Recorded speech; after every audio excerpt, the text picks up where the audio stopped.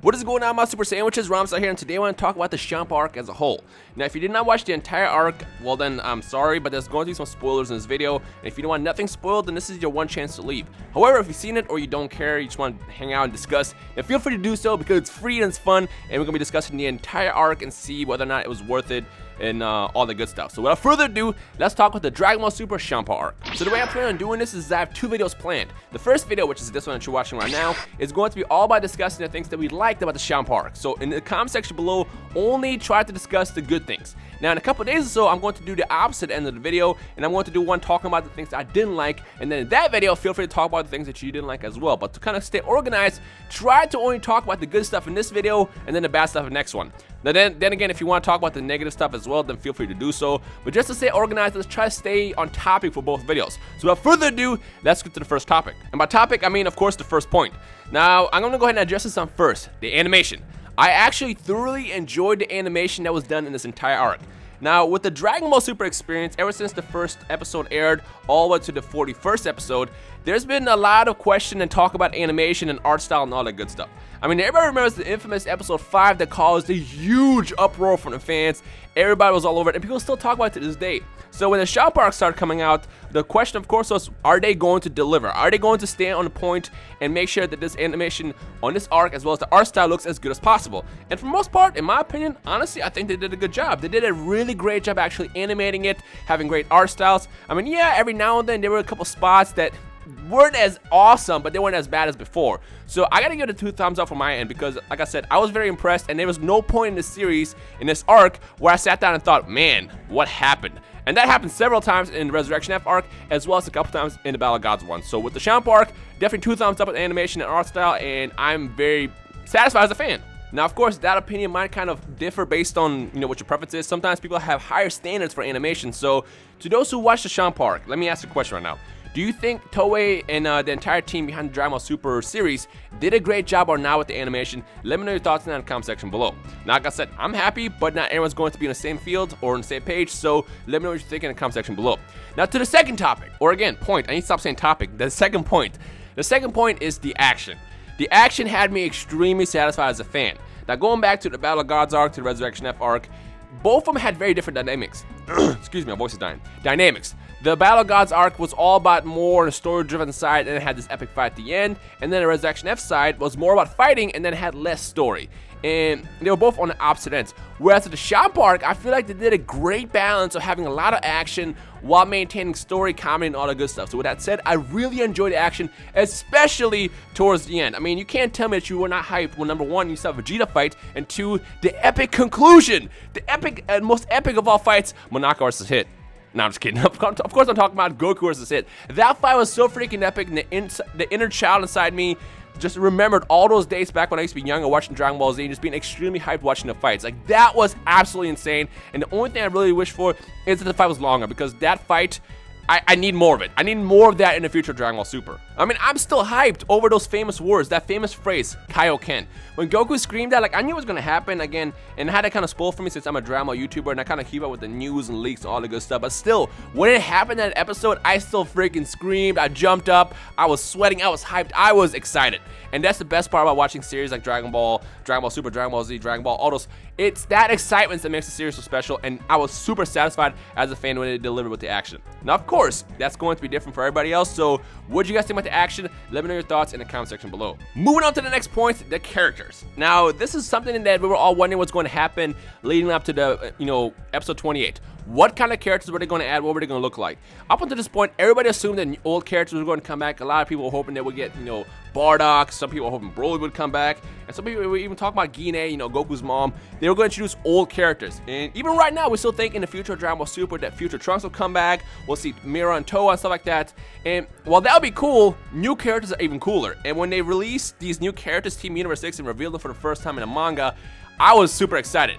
They showed us the best of all worlds, and on top of that, they had all the unique abilities, which we'll talk about later in this video. But I really enjoyed the characters. I mean, you literally can't tell me that you did not like the characters introduced in this arc. I mean, let's break it down. Frost. Frost shows up, we see Frost, we love Frost, we want Frost to win. And then what happens next? He breaks our hearts, he stabs us in the back, and it's revealed that he is an evil character after all. Now I know that was kind of an emotional roller coaster for a lot of us, but again, it's the fact that they introduced a character in a different way and just shock and surprise us. Like, that's what makes the story so special. Then we have someone like a Magetta, who's just weird robot that no one really cared about until we saw him crying at the end of the fight. Like, you can't tell me you did not feel bad for that robot when freaking Vegeta hurt his feelings. And then of course we got Kabe. We want Kabe to succeed. We want Kabe essentially to be like our successor to Gohan. Like, we want him to be the new Gohan in the series. Like, you want Kabe to come back. And then of course we got Hit, who was all over the place. Like, we couldn't tell if he was a bad guy, good guy, until he showed up and started fighting and we saw his powers. Like, all these characters are extremely enjoyable. On top of that, we have Champa. Let's talk about Champa for a second. Initially, when Dragon Ball Super was revealed, we saw Champa's character and we could not tell, again, whether he was good or evil. And since he's a god of destruction, he's more on the neutral side. And the question was, if he was going to be on the neutral side, would he be like Beerus? To which he wasn't. Champa is more like the lazy, laid-back, cooler Beerus, but at the same time, equally awesome. And like, it's again, the characters introduced in this arc were so freaking awesome, and I love it. I love every single character. Even Frost, who hurt me in many ways. I enjoy his character. I want him to come back again. I mean, we know based on what happened in the last episode with the whole revelation that there might be another tournament, we might see his characters again, and fingers crossed that they come back bigger, better than ever before, and I'm hoping that they improve each character in their own unique way. But either way, I am super satisfied with what Toriyama gave us with these new characters in this arc. Now, the only question I'm going to ask you right now, and I'm pretty sure I know what the unanimous answer is going to be, who is your favorite Universe 6 fighter and why? Don't just say Kabe. Don't just say Hit. Don't just say Frost. Say why. With me, I gotta go with, oh my gosh, this is tough. You see, this is off the top of the head. I'm trying to think who I like better. I'm gonna go with Hit, actually. Yeah, I'm gonna go with Hit. Just because Hit is just awesome. I like the fact that he's neutral, he's an assassin, he's a mercenary, work for higher tower person, he's super badass, his incredible power, and he gave Vegeta and Goku to work. Two characters who are basically on god levels in terms of strength, he gave them to work. And that's all about his character. I want him to come back, and I want to see what he can do next time he fights, whether it be against Vegeta or Goku. I just want to see what he's going to do in the next round of the fight that happens sometime in the future. So yes, Hit is my favorite character. Who's yours and why? Speaking of abilities, that is my next point. I enjoyed the new abilities that were introduced in the Champa arc. Now, looking back at the entire Dragon Ball Z series, as well as Dragon Ball GT, every time a new villain was introduced or a new character or antagonist, they were essentially unique in their own way. I mean, you had Frieza, who was extremely powerful, but he couldn't regenerate and stuff like that. Then you had Cell, who could regenerate. And you had Majin Buu, who had many transformations, or I guess absorptions. He had regeneration and all sorts of abilities. So the question is what do you do next to make the villains unique? Well, even though we don't really count these guys as villains, the characters introduced in the Universe 6 Champa arc all had these amazing, unique abilities that no matter if you were as strong as a god, you kind of struggled against. Well, Tama is able to basically be invincible. He can send damage away. If there was no rules, how could Goku beat him? Then, of course, you have someone like Frost with his crazy needles that can like literally kill you no matter how strong you are. Had that second needle stabbed Goku and Vegeta, they'd be dead. According to how he said it, that poison is really strong. Had he stabbed them, they could have been dead. Then, of course, you got Magetta, who has this incredible armor. You have Hit, who can freaking freeze time. And then you have Kabe, who's a prodigy, I think. I think that was his ability, basically. Either way, I really enjoyed how they introduced these new characters, had their own unique abilities that makes this arc way different than the rest in the past in the Dragon Ball series. Now, I'm pretty sure you guys already know what the next question I'm going to ask you is, what is your favorite ability introduced in the Universe 6 Champa arc? With me, of course, I gotta go with Hit, because time control has always been awesome. Even though his time control is more on the quote-unquote weaker side, he had master control of it, or better control of it, therefore it was on the stronger side. But being able to freeze time is badass. It's pretty badass. On top of that, seeing him develop it and get better and better at it in one fight was incredible. So with that said, the Hit, time-stopping ability, Toki Tobashi, that is my favorite. What is yours? Comment below and let's discuss. Now, my next point is going to be more on the controversial side, and that is because, well, it's the plot. A lot of people like the plot, a lot of people didn't like the plot. I feel like you either like it or you don't. There's no in between. And of course, I'm going to ask you right now, what did you think about the plot and the choice of story and how it basically played out? Did you like it, yes or no? Let me know your thoughts in the comment section below. Now, here's why I liked it. I mean, Dragon Ball, the original series, had tournaments left and right. It was basically a big part of the series. You have Goku and Krillin training under Master Roshi. They get stronger, they go to the tournament, and they show off their abilities. Like, it was cool watching them train, get stronger, and then basically fight it out. Like this is the test. Like you studied, and now this is the test. And I loved seeing that from the brainy perspective of Goku and Vegeta, who are now gods essentially, and use their new abilities to their full potential. Like, I loved seeing that in this arc. I mean, one of the things that we wanted to see the most as fans of the Dragon Ball series is what Goku and Vegeta can do now that they're on levels of gods. In Battle of Gods, in that arc, we see Goku achieve Super Saiyan God for the first time, but he doesn't really know how to use it. And even though the fight was extremely epic, it did not show off the full potential because obviously he doesn't know how to use it yet.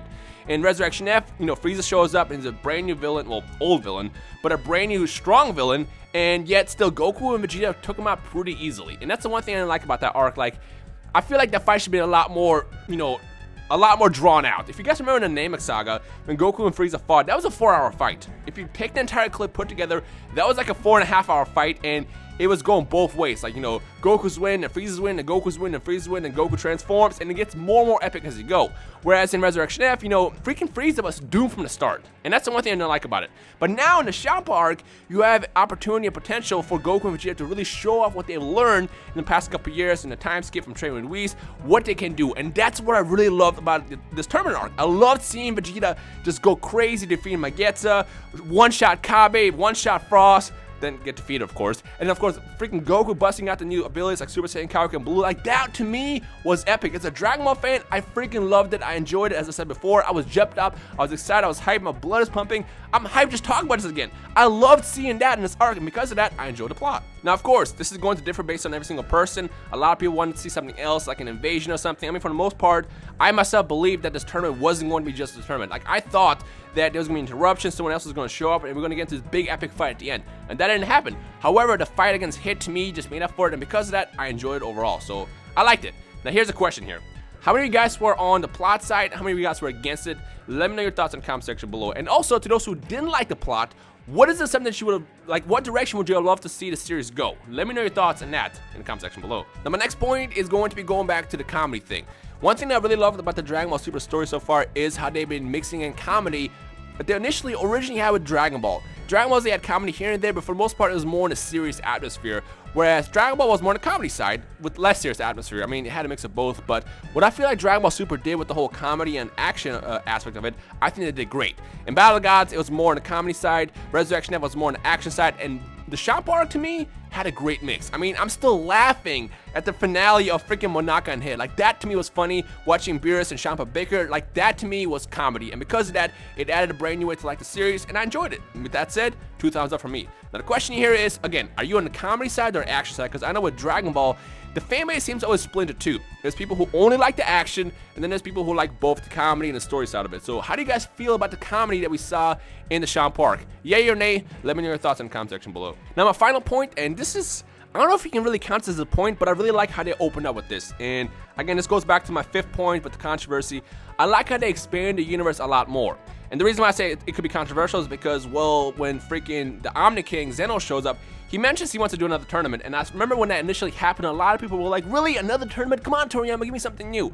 Now, we don't know what the future of Dragon Ball Super holds. Will it be an actual tournament? Will it be something different? We don't know that yet, so we can't really judge that. But seeing the story kind of expand the universe with revealing the Saiyans planet in Universe 6, the Universe 6 existing in the first place, the other universes, all that stuff, I really like how they further expanded the Dragon Ball story, where there's so much potential for the future for arcs and stories and fights and stuff like that. And because of that, that makes it to a point on my list. So there you have, folks. That is the 7 things that I loved about the Champa arc, and now it's your turn. In the comment section below, I want you to comment essentially what are the things that you liked about the arc so far, and to those who have negative things to say, save it for the other video, because I'm going to do the video in a couple days or so, talking about things I didn't like. And if you can't wait to then feel free to let me know your thoughts in the comment section below on the negative stuff as well. But for now, try to only stay on topic with the good stuff, because we'll talk about the bad stuff later. So would you like what the Champa arc? Let me know your thoughts in the comment section below. Anyways, as always, if you enjoyed the video, make sure to leave a like right below. Any questions, comments, feedback, you know how this works. And anything else, I guess I will see you guys in the comment section below. But for now, you guys enjoy the rest of your day. My name is Rhymestyle, and I'll see all you awesome super sandwiches in the comment section below. Peace.